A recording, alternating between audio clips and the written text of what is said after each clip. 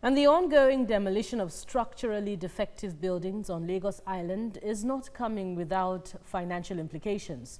Yusuf Akogo in this report highlights the cost of what has now become a story of global concern. Following the collapsed building at Itafaji area on the Lagos Island a few days ago, Lagos State government has commenced demolition of some buildings that failed integrity tests in the area. Demolition has commenced here, like you can see right behind me here. And according to officials of Lagos State government, 40 more buildings have been marked on this street for demolition. And the report we are getting is that the owners of this building were given ample time to remedy the situation.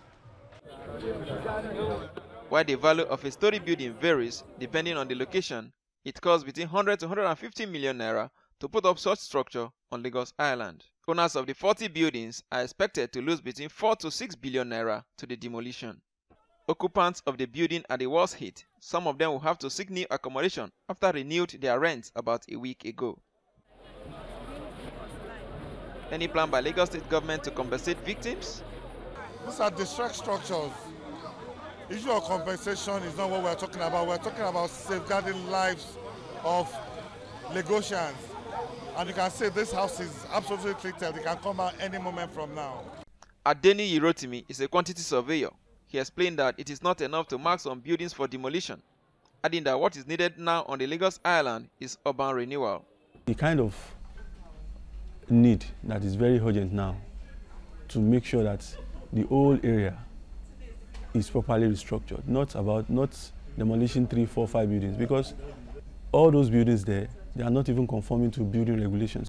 The question now, what is the cost of demolishing a building and who bears the cost? While building professionals say pulling down a building requires different methods, they explain that demolishing a building is not as expensive as erecting a structure. As we know, to destroy is very easy, even though it has to be a technical job. But I think most of the time, the owners of the property bears the cost. And then I also know that sometimes too, when you build and your structure fails, the owner loses his property to the government. Definitely the property will be seized. That's why when you are involved in anything that has to do with building construction, you have to engage professionals so that you try to do it right. The collapsed building, which caved in on Wednesday, is said to be more than 30 years old. Yusuf Akogu, TVC News, Lagos.